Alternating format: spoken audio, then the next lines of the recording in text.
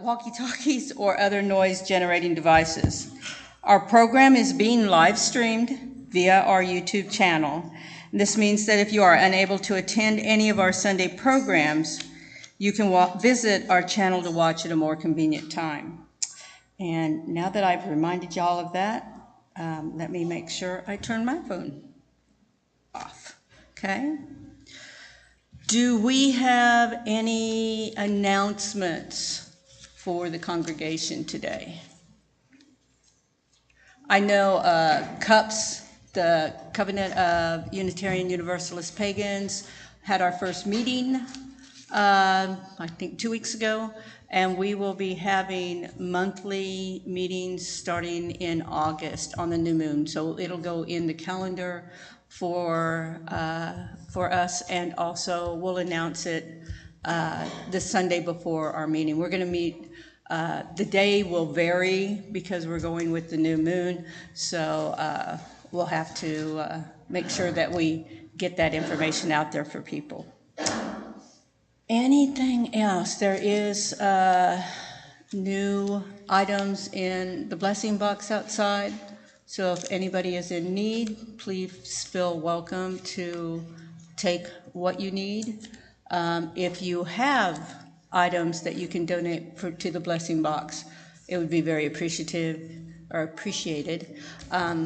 Just make sure that it's items that haven't been opened yet, and try to keep track on the expiration dates, okay? Anybody else have any announcements? Okay, perfect timing. Hey, will somebody get, to get it? Okay. I don't know if somebody announced this already, but Aaron and Mike are hosting Dinners for All at their home this Saturday, 5:30. Directions are complicated, so use Google Maps, and the information is all in the newsletter posted on the website. Great. Thank you, guys. We're looking forward to it. Should be great. Yep. We're still on announcements. Hi, everybody. Tricia Wagoner here. I'm going to be having surgery the 31st of this month, and I'll be out for about 4 weeks after that for recovery. Mike will be taking over as acting president during that time, and that's really it. Thanks. Okay. Any other announcements? Okay, then let's have the chalice lighting and we'll get going.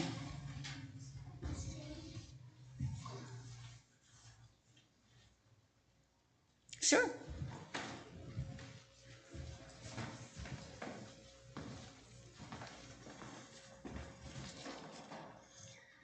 We light this chalice in honor of the animal realm, furred and hoofed, two-legged, four-legged, many-legged, fanged and clawed, gentle and fierce, wild and tame. May we remember that all animals are our relatives, worthy of our care and respect.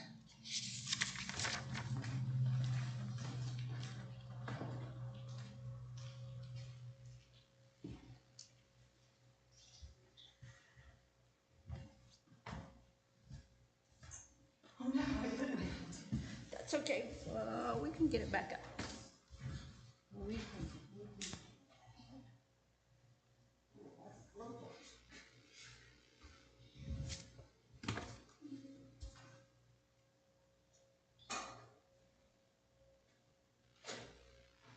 Very good. Thank you. All right, we are ready now for our story for all ages. Aaron Forstein will come up and do that, and I'm excited to hear this one. This looks like a great book. Thank you, Aaron. You're very welcome. Good morning, children. If you'd like to come on up.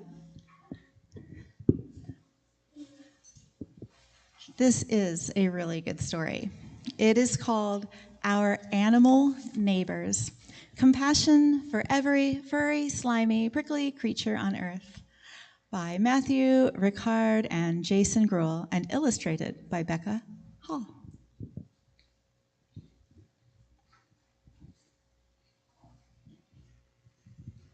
And this is how the story goes. Neighbors come in all shapes, colors, and kinds. Some are friendly, some are grouchy. Some never stop talking, and some love to be left alone. Yet no matter who we are, we're all part of the same neighborhood. What neighborhood is that? Yes, the world. And while animal neighbors and human neighbors can seem quite different, I have a question for you.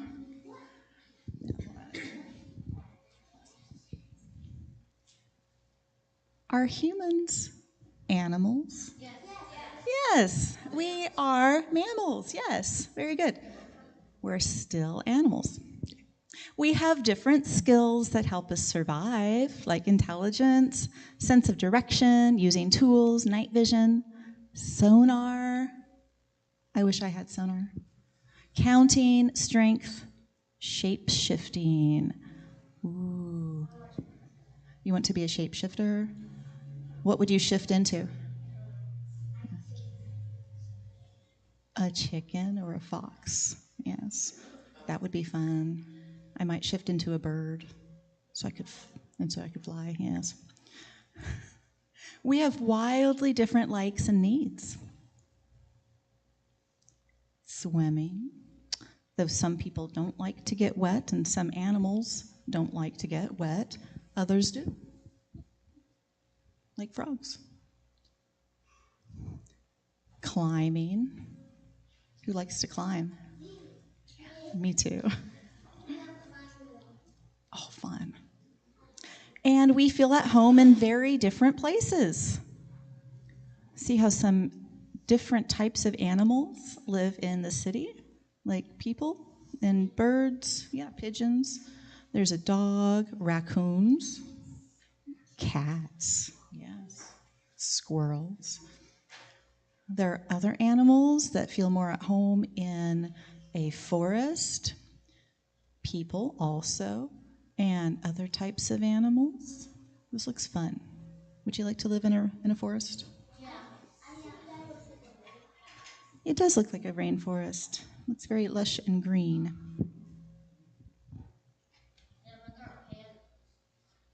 That's true.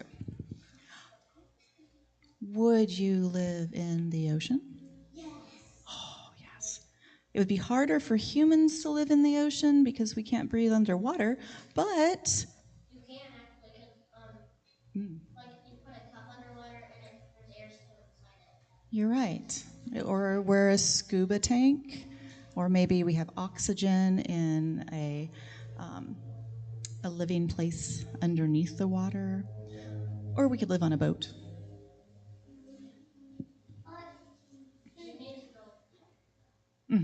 You're right.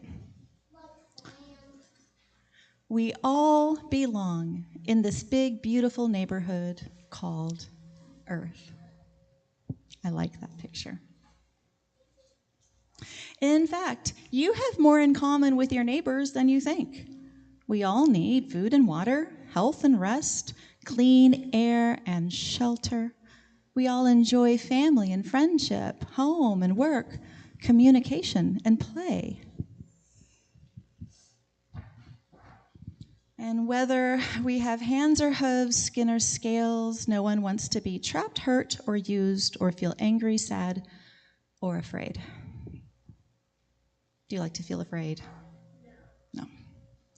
And everyone wants to be free, safe, and valued, and feel joyful, happy, and loved. I like that picture. The polar bears. You do not like the polar bear picture? Okay. That's okay. Good neighbors always look out for one another. And when we look with our eyes and our hearts, we can act with love and compassion towards all beings, even the grouchy ones. So look around and wave to your neighbors. The furry, the prickly, the scaly. It says slimy, but snakes aren't slimy. They're scaly. The shy. Next door, across town, in the sea, in the sky. And across this big, beautiful neighborhood called Earth. This is our home, and we are all neighbors. The end. And now,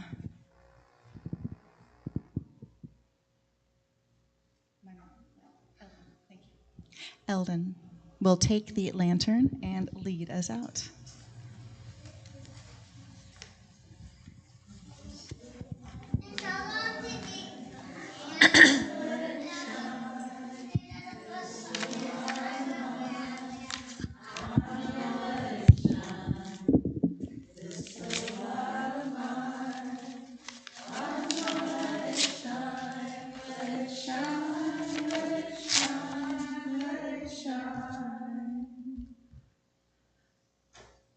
All righty.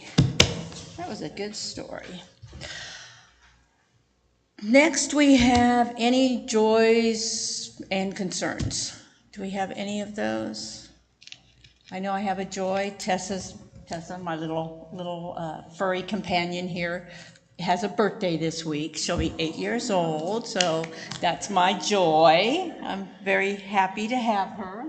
She's very happy to have a birthday too, because she gets a hamburger and ice cream on her birthday, and she always looks forward. She has 2 times of the year she really looks forward to: her birthday and then Christmas, because she has their own stocking. All my animals have their own stockings, and they get all the. So they see the stockings come out, and they're like, "Oh yeah, this is gonna be good." So, all right, yeah, they're a little spoiled, just a little bit. Any other joys or concerns today? Y'all are pretty quiet today. That can be a good thing. Means doesn't mean a lot is going on right now, so we're just moseying through. So we will go on and go ahead and do our offering, and then start into our service for today.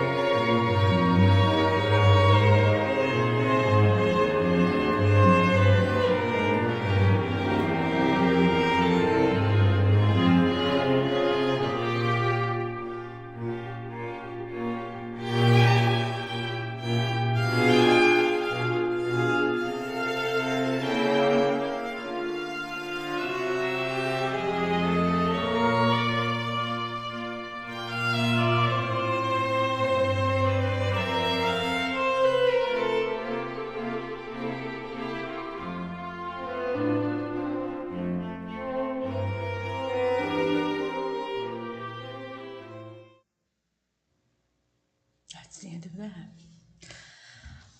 All right, let's see. Okay. The 6th source of affirmation for us here at UU is that the spiritual teaching of earth-centered traditions which celebrate the sacred circle of life and instruct us to live in harmony with the rhythm of nature. And in nature, that is all of us. And so today I'm going to be talking about humans and animals, and that it's all in the family. Next one. Yep. All right. As we heard in the Story for All Ages, we are all related, all of us living creatures. And so I just wanted to kind of set the foundation for that, in that human beings, us two-legged creatures, Homo sapiens, which means wise man, are all part of the animal kingdom. We don't often like to think of it that way. We kind of think that we're just up here, out here as humans, but we are animals. We did not descend from the apes. We should think of them more like our cousins. It was a very, very long time ago that we have a common ancestor, but we kind of branched off, and well, roughly they're thinking about 25 million years ago is when we had that common ancestor, and then we kind of went our separate ways, okay? So what we have here and where we are placed within the animal kingdom is based upon a zoological taxonomy that Carl Linnaeus developed back in the 1730s, over a couple of decades into the 1750s. And finally, he actually got quite a bit of backlash for it, he added humans, or Homo sapiens, to that taxonomy in 1758. Still to today, there is debate on whether or not humans are actually part of the animal kingdom. But the more, and it's simply a classification, but the more and more they study it, the more they're like, yes, we do have things in common with other animals that would put us into that classification. So when we look at the taxonomy, it starts with kingdom, which is Animalia. Then it goes to the phylum, which is the chordata. These are the different groups as we go from the large grouping down to very specific characteristics that animals share. After the phylum is class, and that's Mammalia. That's what we're much more familiar with. We're mammals. Okay, we carry our young and give birth. Then the order is primates. That's where we're getting down close to where our cousins, the great apes, chimpanzees, bonobos, the gorillas, down to the family of Hominidid. That's where we're getting very, very specific, down to the genus of Homo. And in the past, it appears that there at times was overlapping between different subspecies in Homo, where you had Homo neanderthal, you had Homo erectus, different groups still living at the same time. And then about, they think it was probably around 30,000 years ago. So when you're looking at the time frame, a very short period of time has passed. That was when Homo neanderthal went extinct. And so Homo sapiens, we're the last one and the only one right now. And even in that, they've added a sub-level. Now we're Homo sapiens sapiens.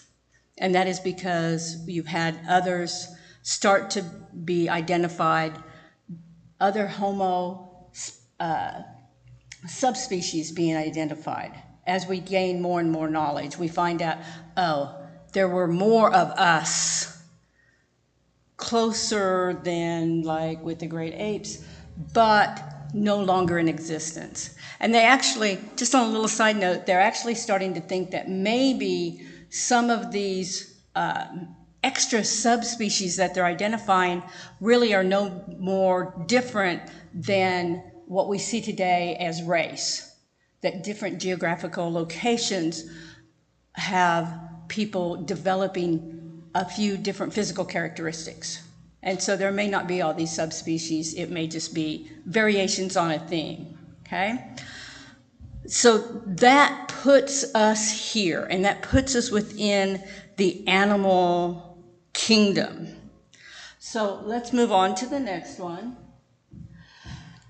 So we have been here in this animal kingdom for a long time. And generally speaking, we were very, very similar to all the other animals around us until a very recent time in the kind of the time frame for the earth. They're identifying us as humans, as in the Homo genus about 2 to 3 million years ago. Now for us, that's a long time ago. But in the bigger scheme of things, a really short period of time. But even in a shorter period of time, now that we have become aware, that's really what they say sets us apart in the animal kingdom, is that we are aware that we exist and we think about it, which tends to get us into trouble sometimes. But it wasn't until we actually became more sedentary, once we became capable of manipulating the earth to provide food for us, to provide water. The earth would provide food, but you had to move with the seasons, or you had to take what was freely given by the earth. Once we realized that if we manipulated the land, we could cause food to be there, to plant a seed and for food to grow from that. We became more sedentary. When they, apparently, because of DNA research, that is when we started like animal husbandry, and we started having specific animals around us longer, that we would keep them with us, or that they would stay with us because we were an easy food source. We tend to throw stuff out, and it draws animals. Believe me, I live out in the country. I have a lot more cats than what I came with. I also, at the current time, I have 3 possums, and I had 1 raccoon, but then I saw that the raccoon was a mama raccoon, because now I have 3 raccoons. And I'm feeding all of them. I can't help it. If an animal shows up at my house and they're hungry and they need food, water, they know I'm a pushover. So it's that same cycle that brought animals into a closer living proximity with us, and we started using them as a regular source of food. But then also something else happened. We started getting a little bit closer to them. And we started kind of having 2 different views of animals. We have the animals that are out there that are food sources. And then we have the animals that we bring into our homes, or that we kind of view as closer family. And those are our companion animals, okay? So it's only been roughly around 15,000 years that we have had this bonding between animals and humans. And it goes back, we have pictures of our animals and stuff, and I'm like, on my phone, I can show you pictures of all my animals and stuff. And we see that in ancient cultures too. The Egyptians, the Harappa culture in the Indus Valley, in Ireland, all throughout the world. When we are lucky enough to have something in the archaeological record to show us how people lived back then, we see examples of people with their animals. And for them to be commemorated in that fashion shows that bond, that uniqueness between them. Next, please. Over time, Nothing changed. We still wanted to commemorate and identify our interaction with the animals. We became more and more interested about the animals around us. We began to really think of them as companions. And the questions about what is an animal that is a food source and what is an animal as a companion. And throughout the world, now obviously you have different cultures that view different animals in different ways, but it's something every culture, every group of people have to grapple with, how they're going to interact with those animals around them. Next one, please. And again, all of this is kind of going across time. I like this one too because you've got the animals that are working for these people or who will maybe one day be a food source, but there's still that interaction, kind of a bond between them. Next, please. That would be me. I believe in reincarnation. I could be any one of these. I'm sure I've had a little one near me in every lifetime. But I mean, these animals are so important to us. And, you know, we're still in anthropology trying to figure out why. Why do we feel this need to have these little creatures with us? They bring us great joy, but in the end, they also bring us great sorrow when we lose them because they don't live as long as we do. And we must suffer through that. Next, please. And again, just more, even all across the world. Now, obviously, we don't get as many of the drawings and pictures from more indigenous populations, but those bonds still remain. Okay, next. All the way up to, at least here in the United States, the very top of what we consider our food chain, President of the United States. And one of the things that we always notice is with the president, very often they have a companion animal that is associated with them. And we have come to kind of view that as, that means that they're going to be a good, humane person. And we want to see that animal. We want to see them interacting with that animal. Because, and we're taught now, and there's still some debate about it, that we're concerned if we see a child or a young person or any person injuring an animal, intentionally causing harm, and I'm not talking about food animals, but companion animals or even small wild animals, if we see them causing them harm, we have grave concern about that individual, of what they may be capable of as they grow older. So we have started to recognize the value that these people, or that these animals, what they mean in our lives and what they can tell us about who we are.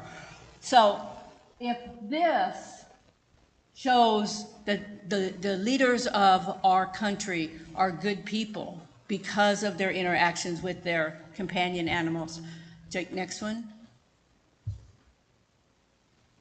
What does this tell us about the homeless? Because we all see homeless people out there or in the news, and very often they have little ones with them. I've worked with homeless populations in Oklahoma City, San Francisco, Oakland, California, St. Louis, and here in Topeka. And I am still humbled by many of the homeless people I see and work with that have a companion animal, and they will forego eating to make sure that their little one eats. they will make sure that that little one has someplace safe to sleep at night. And that companion animal, sometimes you'll see that they'll have a leash or a rope on them and stuff. That's mainly so that the authorities and people don't get freaked out. Oh, you can't let your dog run loose. I have yet to see a homeless person who has a little one with them, to see that little one wander off. They are there with that person. They will follow that person to the ends of the earth. And they haven't been trained, but that bond there is something very special. It's like they both know they need each other, and they are there for each other. So to me, that tells me that if we place such a great value on how that leader is interacting with their companion animal and proves that that's a good person, then that tells me that we should be viewing the homeless in the same light. Heck, maybe even more, because these guys know the loss, they know hunger, they know fear, and they will still look after that little one even more than themselves. Okay? So next, please. Dumb animals. That's what we're told. Animals are dumb. They're incapable of culture. They're incapable of thought. They're incapable of emotions. Well, let me tell you, those people have not been around animals to know, and especially haven't been around companion animals. Huh. And personality, I'm going to share this. Maybe I am. I have 15 animals at my house right now, not counting the raccoons and the possums. I try to keep them out of there. Every one of them has their own personality. Every one of them can convey meaning to me. Every one of my animals has taught me, trained me. When I think I'm training them, I'm like, yeah, okay, I can get you to do some little trick here and there and stuff. But they train me also. I can be sitting there, not this one, but the one before, Emerson. I'd be sitting there watching TV, and I'd feel eyes on me. I'd kind of glance down, and he's looking at me. And he's just got that look. And I'm like, no. And he's like, I swear he starts to smile. As soon as I say no, he knows he's got me. I'm like, no. And he'd look at me, and then he starts rolling his R's. Then he's like, arr. I'm like, I said a no. Arr. He wants to go to, like, McDonald's or something like that. He wants a hamburger. And I'm like, and I've tried this before. I'm like, oh, you want to go outside? And he's just like, uh-uh. I'm like, wait. And finally, he had me trained. I'm like, okay. And it's not that I'm doing something that gives him signals to do that. He's sitting there thinking, I haven't been to McDonald's for a while. I think I'm hungry. I'd like a hamburger. Let me go tell Mom. And so we sit there and think animals are dumb, but we think they're dumb because we don't understand them. We don't talk their language. And because they can't speak our language, well, they're dumb. I looked up, they had a list of the 10 smartest animals, and smartest as we interpret what is smart. And these are examples of some of them. I don't know. This is Coco, the gorilla, over here in the left. I actually knew Penny and had talked with Penny several times when I was living out in California.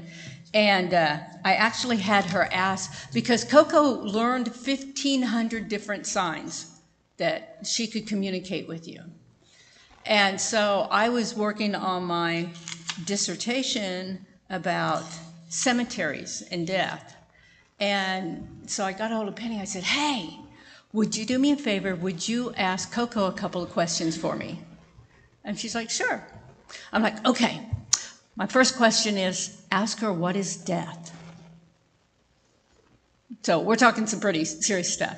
And then I said, second of all, then ask her, who is God? And Penny's like, oh, okay, those are good. Within a week, she's back to me, emailing me back. And she goes, I've got your answers. I'm like, okay. So when she asked Coco what is death, Coco made the sign for a hole in the ground. Well, I immediately like, do gorillas bury? But Coco had her own companion animal, a little cat named Ball. Ball unfortunately got hit by a car, and so they had to bury her. So we think that that's what Coco was associating with death there. But then when she asked her who is God, Coco made the sign for female. I was like, well, but that made perfect sense even in human history. Because before, today we know how you get babies. Wasn't that long ago in human history, they did not know that. Because what you're doing 9 months earlier leads to that baby. Kind of hard to make that correlation until you figure that out. So early on, humans believed women were closer, that God must have been a female because women gave life.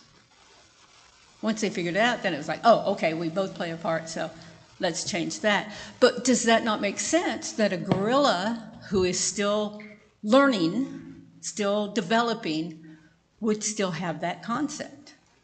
So I was always fascinated by that. Coco actually passed away about 2 years ago. Broke my heart. We were in class, talking about it, and it was like, no, you can't go. We need more. But they're still working with others to see. And Michael, one of the gorillas that she taught sign language to, actually had been poached. His mother was killed in front of him. He was poached when he was little. He would tell the workers about his mother being killed. He would tell him in sign, and then he'd be like, Michael's sad. So, and here's the kicker, because a lot of researchers said, oh no, she's not smart. She's just, it's like a dog. You can train them to do stuff and they'll do it, and they look like they're smart. Because they said they can't create new words. They can't create language. They can't create anything. Well, Coco proved them wrong. And it was a mistake. It was an accident, but that's how we learn a lot of things. One day, Coco was hungry. It was lunchtime, and she's behind a glass barrier, and the workers were doing something. They were busy. Well, Coco loved rice with soy sauce on it. That was her favorite food. And so the worker ran and got the rice, but forgot the soy sauce.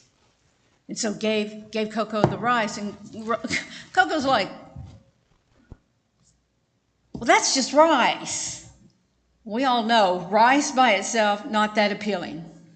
So she raps on the glass and starts making signs to the worker. Well, here's the problem. Coco doesn't have a sign for soy sauce. So she's like, okay, I want that on here. How do I get that?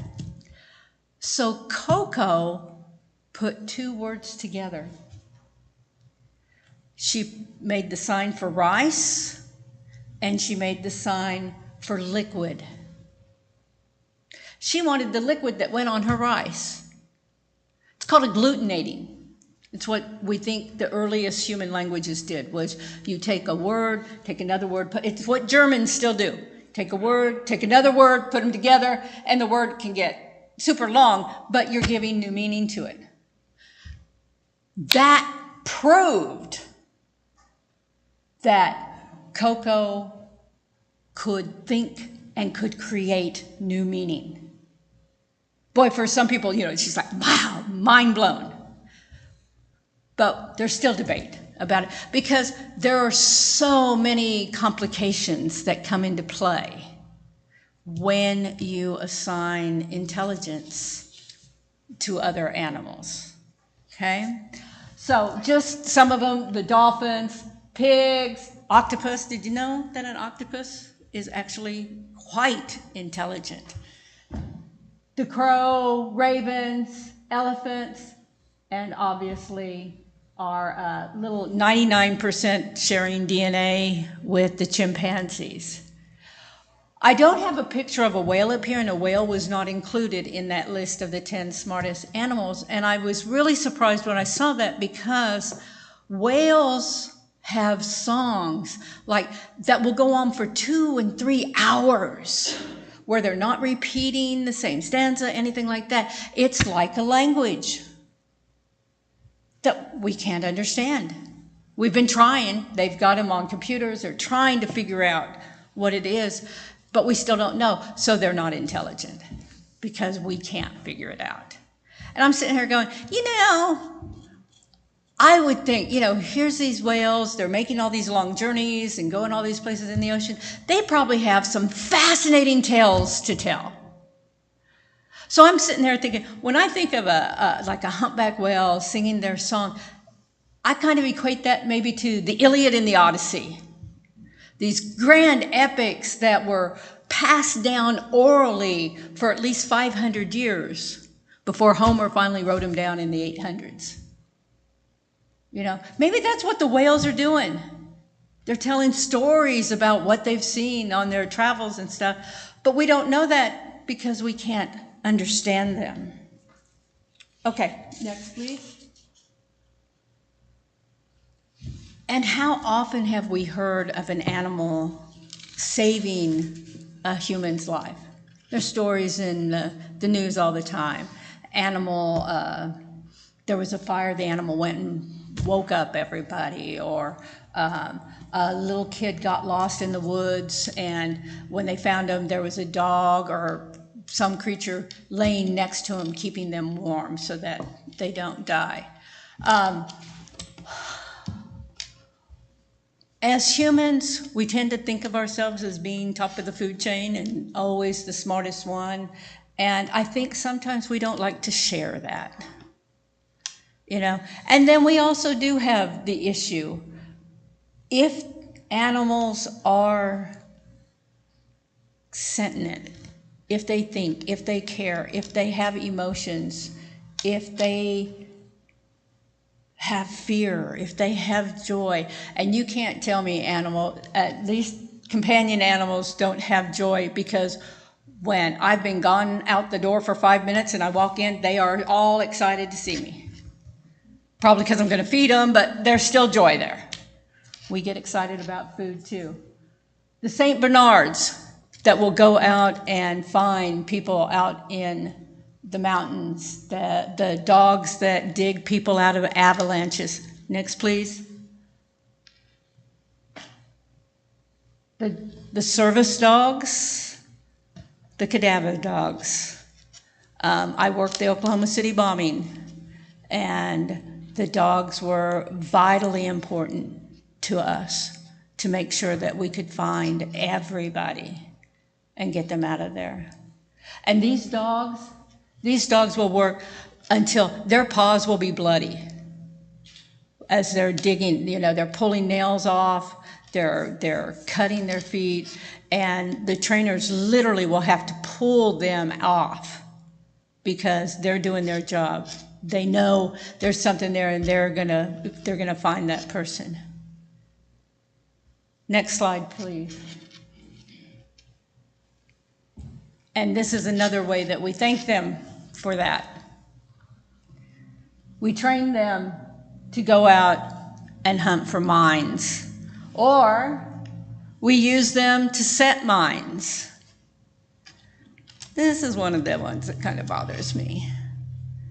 Because, yeah, they're intelligent. We know that they're intelligent. We know that they can think, and we use that against them also.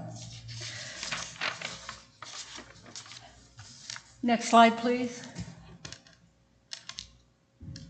And finally, as we come into the 20th century, we really, and we've been thinking over the generations, we've been thinking about our interactions with the animals.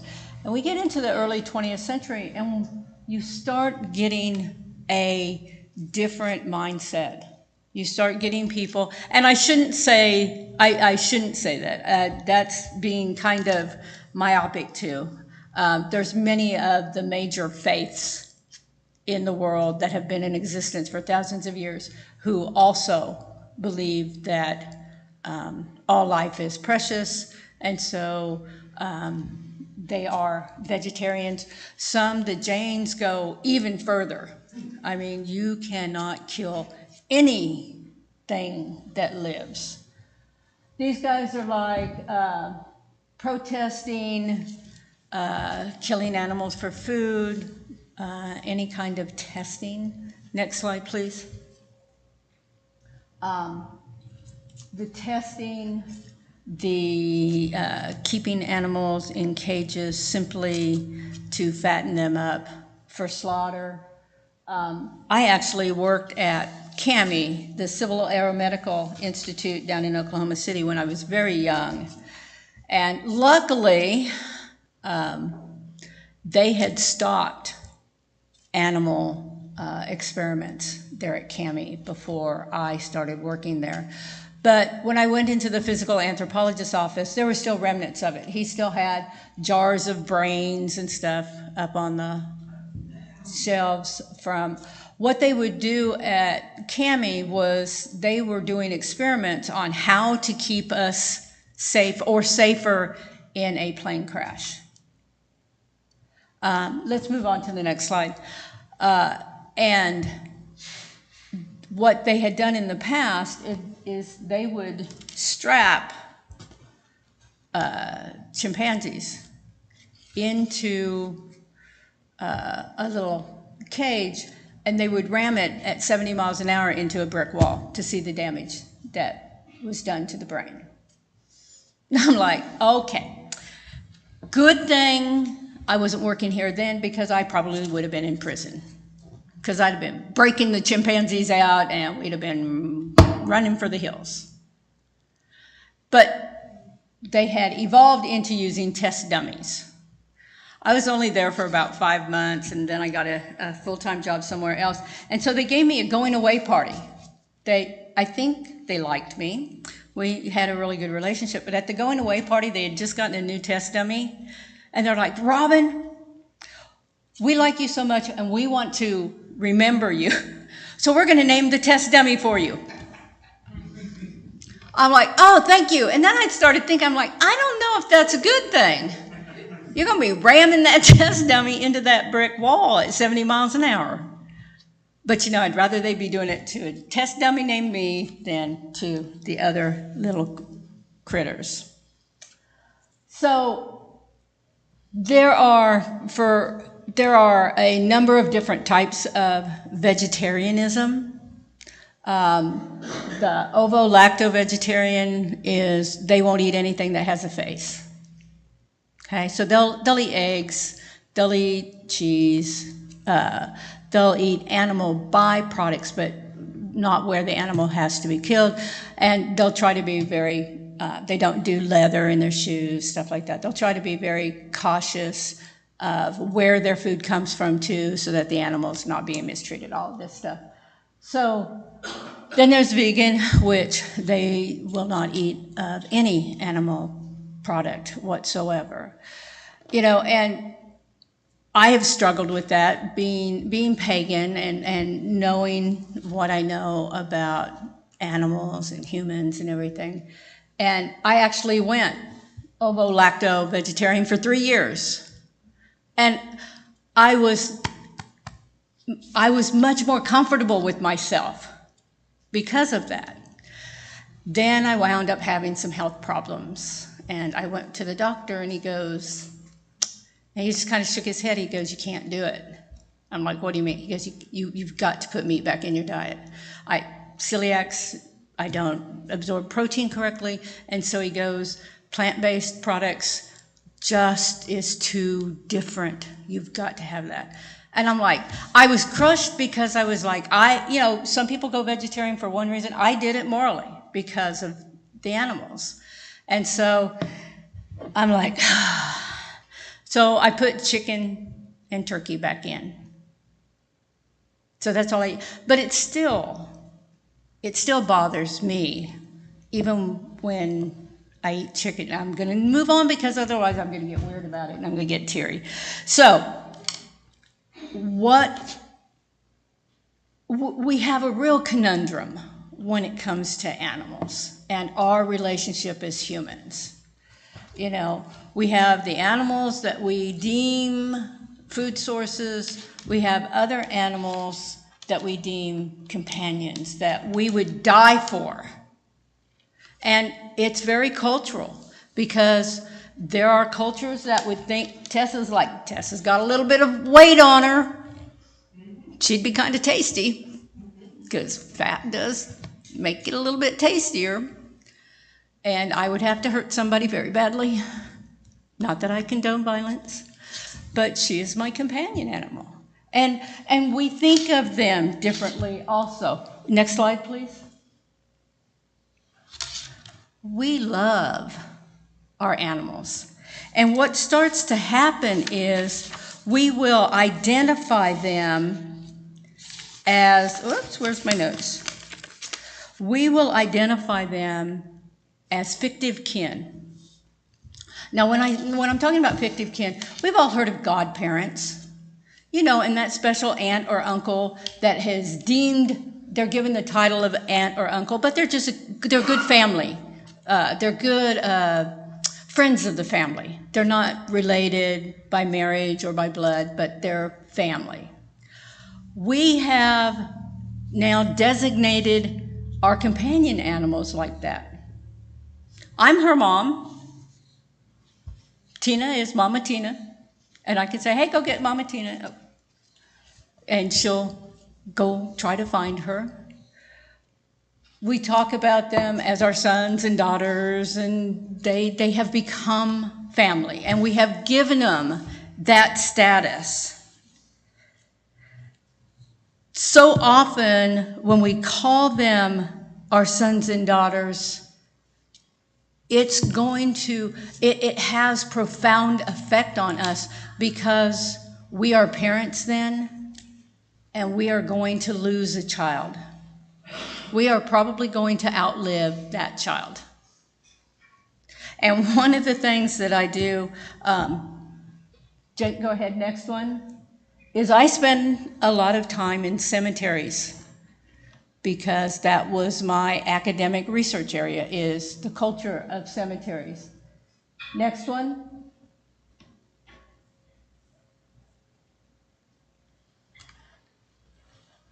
I have been to pet cemeteries here in the United States and also in other countries. And I can tell you that some of the most personal and detailed epitaphs are in these pet cemeteries. I have been in pet cemeteries where there are graves that people have been putting flowers on for 40, 50 years of companion animals, of their pets who have passed. They are our family. And one of the worst things that happens to parents is to lose a child, and to lose a child when they're young. And it's fascinating to see. There's pictures of the animal on the grave. Actually, I've been in a few human cemeteries where animals are not allowed to be buried. But if you look on those headstones, there's little comments or, little picture, etches of animals on there. And then there'll be some dates underneath there. And I'm like, I have a feeling there may be a little extra something in this grave. Because by God, all my ones in the house, when they pass, I have them cremated. And so I have their little urns. They're all going with me. It may be one big casket, but they're all going with me. So I'm like, uh-oh, how old am I? How many more are going to be coming along? So there's even, some of these cemeteries now are starting to do the video attachments to the headstones, where you can see the person playing with their little ones. Oh yeah, that, you know how you see the pictures on headstones? They're actually now starting to be able to incorporate, and they have little solar batteries and stuff that are going to last for decades. And you can literally go push a button and see a video of that person. I'm not sure how well that's going to go, because we tend to, it's a whole nother thing, but we tend to not want to see death in a cemetery. And we don't want to really be reminded too much of that life of what we've lost. So that could be a whole nother presentation. Okay. Next, this cemetery is in Vienna, Pet Cemetery in Vienna. This one is in Helsinki, Finland. Next one. This one is in Lisbon, Portugal. And the next one, please. And this is Hartsdale. This is the first commercial pet cemetery in the United States, and it was put in place in 1896. Okay? And yes, there is a pet cemetery here in Topeka. And people will pay big money, even for perpetual care for their little ones. Okay, next one. This is one in St. Louis, Missouri. And unless you walk up and actually start to look at the names, and you have to be careful, because sometimes it'll be Scotty Michaels, 2001 to 2012. And you won't even know that it's a pet unless it was in a pet cemetery. Okay? Next one. All right. Our companion animals have become an integral part of our families, and every day I contemplate how we can assign one status to our companion animals and another status to those creatures that we raise solely to be slaughtered for meat. I drive home and I see the cows grazing in the fields, and I feel remorse that they are enjoying a peaceful day with no knowledge of the slaughterhouse that awaits them one day. I only eat chicken or turkey, but even that weighs ever on my soul. I understand that there is a cycle to life and death, and that it is part of our existence on this planet. But I pray I never lose compassion for those less fortunate than me. I believe in reincarnation and that spirits seek familiar spirits out each lifetime. And I count myself very blessed to have shared my life with the little ones who have chosen to spend their lives with me. And I pray that I do them justice, for we are, after all, family. Thank you.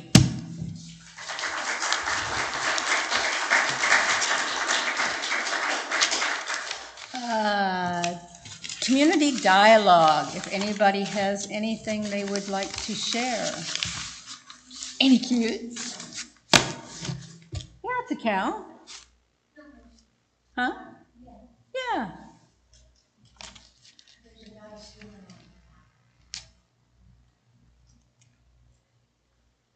I've seen out in the country, I've seen a lot of kids hang out with their cows and stuff. Anybody have any comments, shares?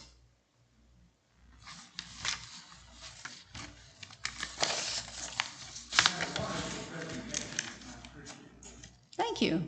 Thank you. Yeah.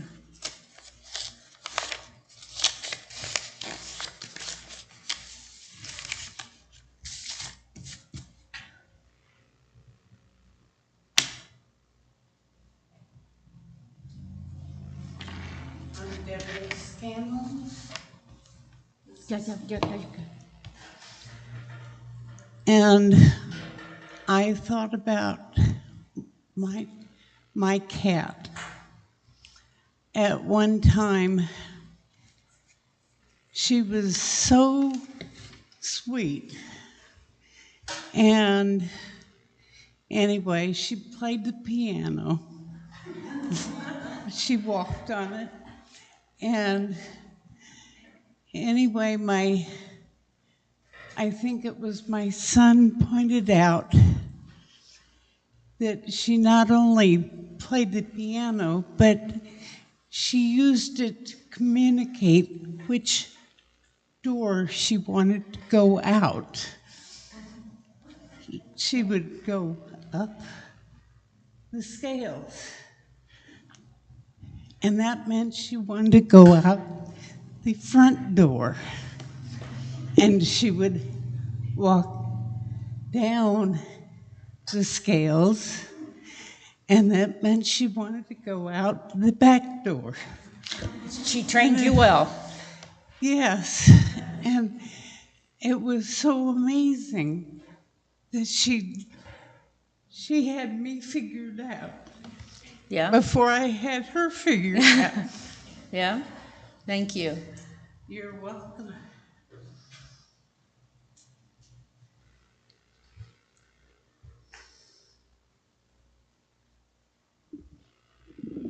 Had a cat named Thumbelina. For 18, 19 years, she was an old gal.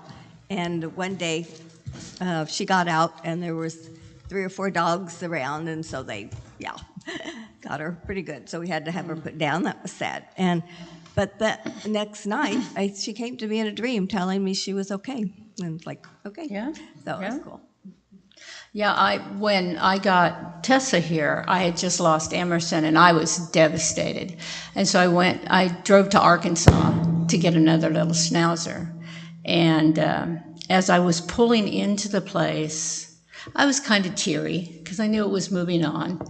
And as I turned in, I heard the tinkling of his tags in the back seat. So I literally reached my hand back to the back seat because I thought he was falling off the seat. And then it dawned on me, I'm like, oh, he's not back there. But I even looked at Tina, and she looked at me. She heard his tags also. And so I kind of took that as a sign that, okay, this is the one. I'm not sure, but she'll do. But that was really weird to me, but a sign. So the love of my life is named Peanut, and Peanut is almost 14, and in the last few months he's gotten really bad arthritis, and he's deaf, and his blood tests are good. He's got a heart murmur that he's had for 3 years, and it's not getting worse, but just seeing him slow down, mostly because of the arthritis, has made me start thinking about loss and everything. And I have not lost, he and my dog Gidget are the first 2 dogs that I've had, so I've not gone through the experience of losing a dog. But because he is the love of my life, I'm really scared of what's gonna happen when I lose him. So this is what I'll say. I've lost a lot of people in my life. I've lost both of my parents. I've lost all of my grandparents. And people were there to be there and gather around me and comfort me. And I'm worried because Peanut's just a dog that I won't have that support. So I just ask those of you who understand that Peanut is far more than a dog, when I come up to this microphone probably crying and tell you that Peanut is gone, please gather around me as a family because I'll need you. We'll be here.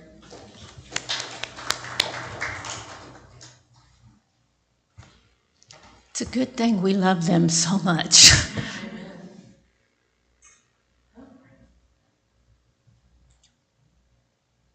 Deborah Bledsoe. Thank you. You know that my mom recently passed away. She had been in hospice for quite some time. Shortly before my mother went into hospice, she lost her dog, Roscoe. Roscoe was really not very well. My dad put Roscoe in the casket with my mother. Aww. We didn't ask permission. Then they can't tell you no. And afterwards, they're not going to dig them back up just to take the dog out, so. I will keep that in mind. Hey, I'm with you. Anybody else? All right, then, Mindy, do you want to come extinguish the chalice, please?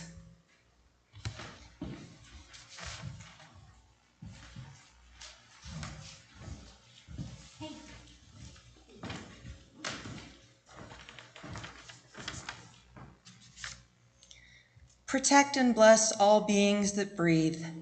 Keep all evil from them, and let them sleep in peace.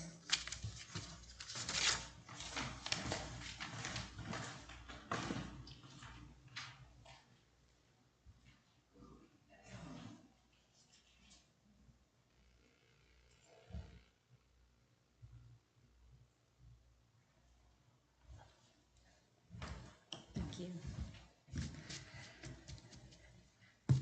That concludes our service today. Please, thank you for coming today, and please feel free to join us for a coffee and conversation out in the hallway. Have a great day. Oh. If you're in the library for just a moment.